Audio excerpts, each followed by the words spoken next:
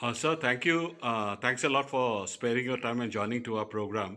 It's a great victory, I would say, that finally the court has acquitted about the charges which are against you. How do you view the whole verdict of the court? Thank you. It's I'm very happy that second time in the appellate court also I have been acquitted, and government has been directed to send me back as per procedure. So I hope I can go back to my home at the earliest. When was the first time you were acquitted?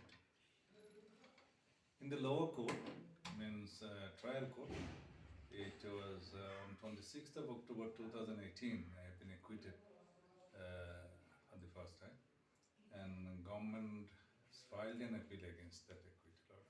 This has been disposed of yesterday. Can you tell us what exactly happened in May 2014?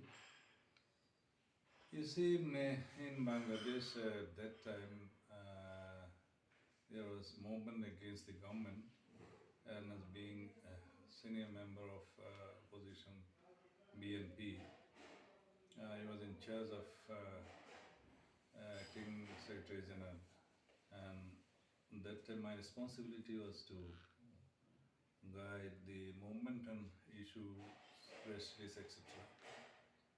And as you know, in Bangladesh, the enforced disappearance and extrajudicial killings, persecution, uh, uh, this is routine work since then. So at that time,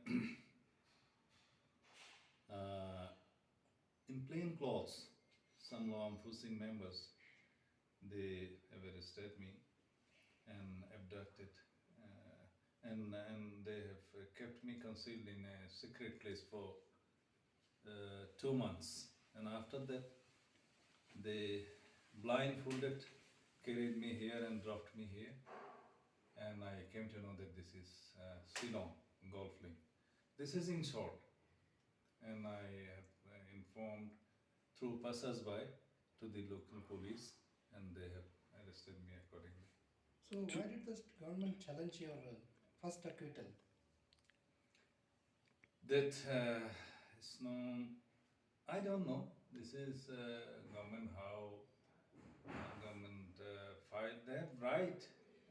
They have right to file appeal, but cases like this usually there is no such record to file against that acquittal. Such acquittal. But there was a long period of more 9 years.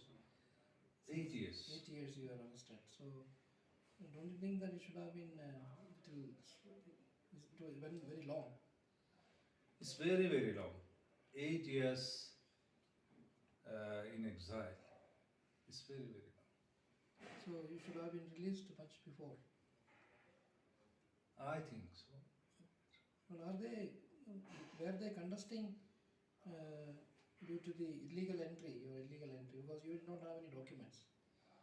Is this fact? Where were your documents? I mean, who took away your documents? You see, I have been brought here blindfolded by the kidnappers, those who arrested me in the name of law enforcement agencies, law enforcers in plain clothes. So, how could I bring the legal documents? Because I have not come here voluntarily. I have been brought blindfolded. And will you be safe in Bangladesh? You would like to stay in India or you want to go back? I want to go back, and I was waiting to go back since the first day. But you will be So, again targeted.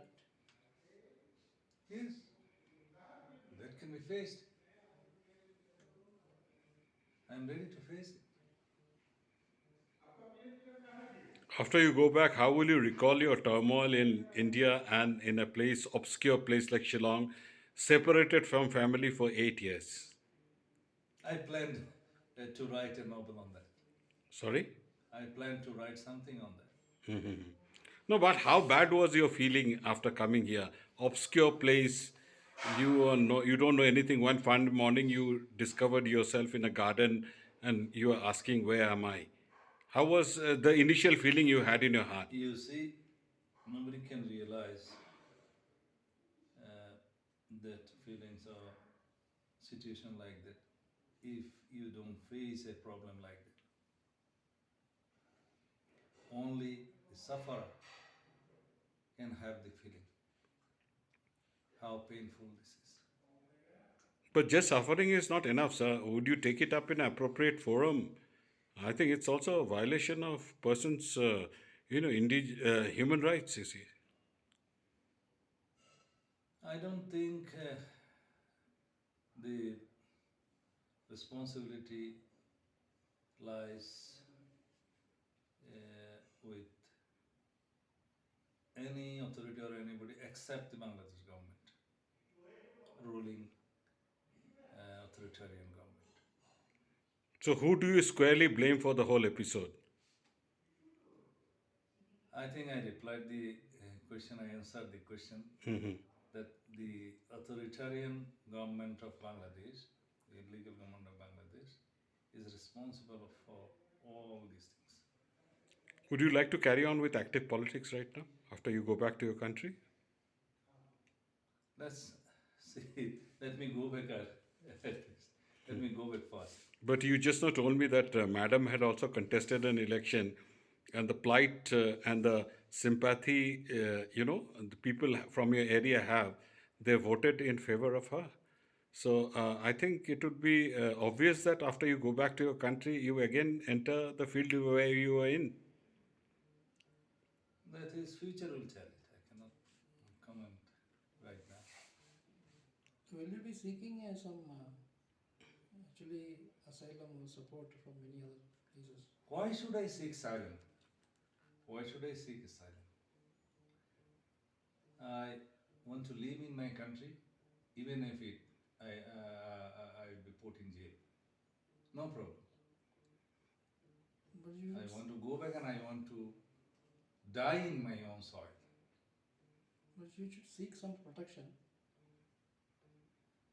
After going back, then the total future arrangement, I think, would be guessed. It is early to say anything on that. But you can petition your courts and human rights panels so that you can give a protection. You can be given a protection. That could be planned in future. I don't. I am not thinking right now. All these things So when is the time that you decide to go back? doesn't depend on me. This is a government has been directed to send me back as per rule. So you will have to get the order then. I think these are the legal procedures to be followed. My lawyer will look at them. So, one last question from my side is how bad was your experience, despite this place being such a beautiful place, staying away from your family, staying away from your country for no fault of yours? This is my fate.